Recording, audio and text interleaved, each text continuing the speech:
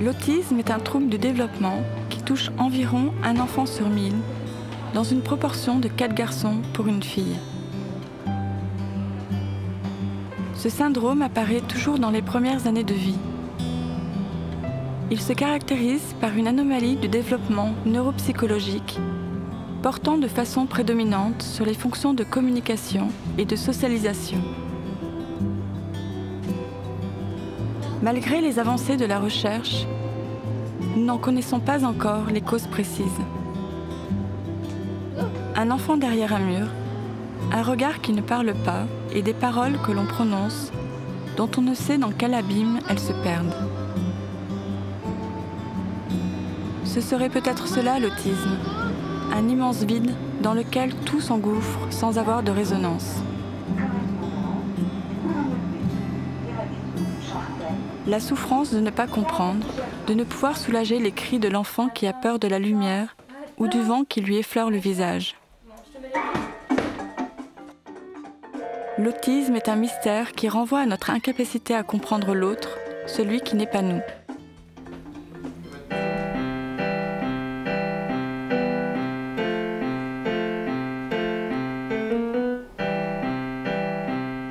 L'autiste, de toute façon, communique.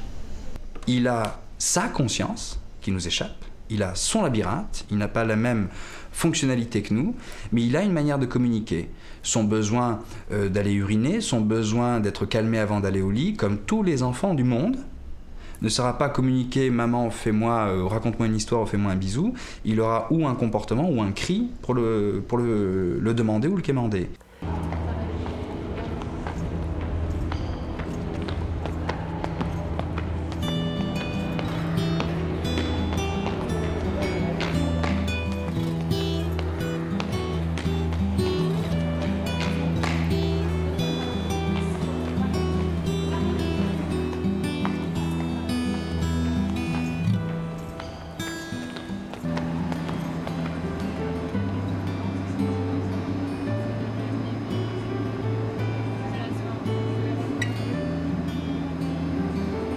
L'autisme est un trouble du développement qui touche environ un enfant sur 1000, dans une proportion de 4 garçons pour une fille.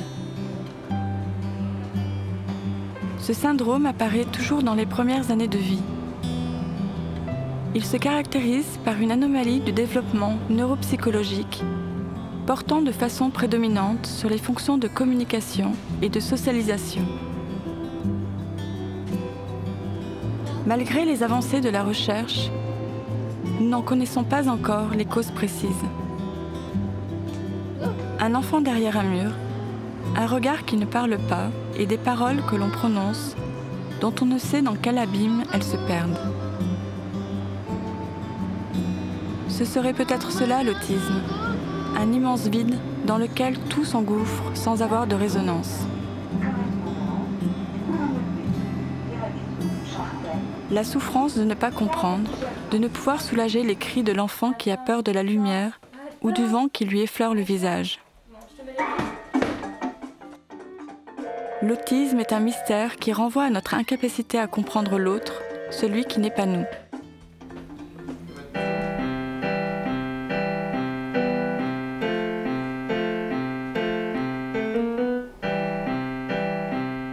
L'autiste, de toute façon, communique. Il a sa conscience qui nous échappe, il a son labyrinthe, il n'a pas la même fonctionnalité que nous, mais il a une manière de communiquer. Son besoin d'aller uriner, son besoin d'être calmé avant d'aller au lit, comme tous les enfants du monde, ne sera pas communiqué « maman, raconte-moi une histoire, fais-moi un bisou ». Il aura ou un comportement ou un cri pour le demander ou le quémander.